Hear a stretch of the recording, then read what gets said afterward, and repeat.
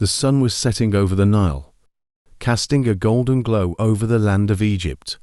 A young woman stood on the balcony of her palace, gazing at the horizon. She wore a white linen dress and a crown of gold and turquoise. She was Sebennyfo, the first female pharaoh of Egypt. She had inherited the throne from her brother, Amenemhat IV, who had died without an heir. She was the last ruler of the 12th dynasty, a period of prosperity and stability for Egypt. She had no husband or children, but she had the support of the priests and the nobles. She had proven herself to be a capable and wise leader, overseeing the construction of temples, monuments, and irrigation projects. She had also maintained peaceful relations with the neighboring kingdoms of Nubia and Kush. She was proud of her achievements, but she also felt lonely and restless. She wondered what the future would bring for her and her people. She knew that her dynasty was coming to an end, and that a new era of chaos and turmoil was looming. She wished she could find a way to secure her legacy and ensure the continuity of her bloodline. She turned to her trusted advisor, a man named Sennemet, who had been her tutor and mentor since she was a child. He was a loyal and intelligent man who had risen from humble origins to become one of the most powerful figures in the court. He had helped her in many ways, both in public and in private. He was also the only man who had ever touched her heart. "Sennemet, what do you think of my reign?" she asked him.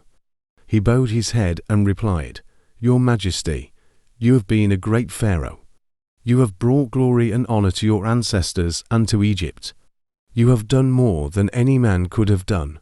She smiled and said, "Thank you, Sennemet, you are too kind. But tell me, do you think I have done enough? Do you think I have fulfilled my destiny?"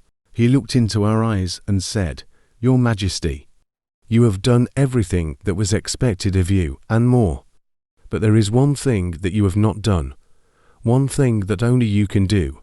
She raised her eyebrows and asked, "What is that, Sennemet?" He took a deep breath and said, "Your Majesty, you have not given Egypt an heir. You have not chosen a husband or a consort. You have not borne a child." She sighed and said, "Sennemet, you know why I have not done that. You know that I have no interest in marriage or motherhood. You know that I have devoted myself to my duty and to my people. You know that I have no love for any man, except for you." He smiled and said, "Your Majesty, I know that, and I am honored by your love, but you must also think of the future. You must think of the fate of Egypt.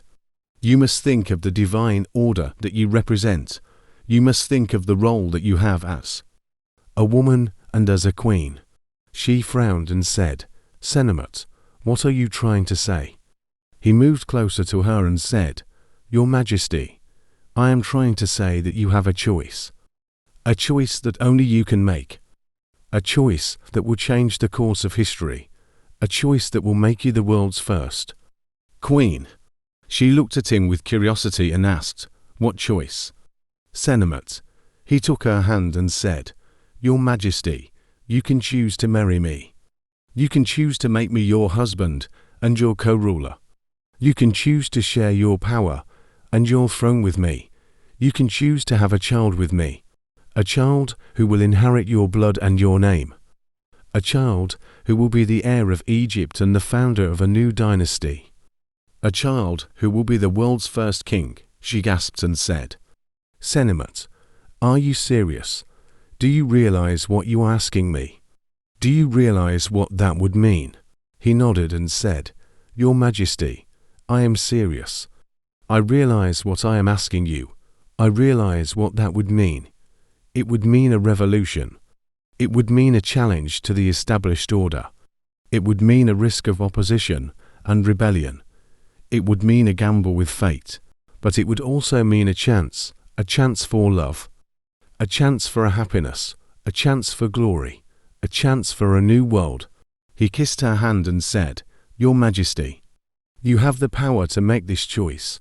You have the power to make this dream come true. You have the power to make history. You have the power to be the world's first queen." He looked into her eyes and said, "Your Majesty, what do you say?" She looked into his eyes and said, "Senemat, I say yes."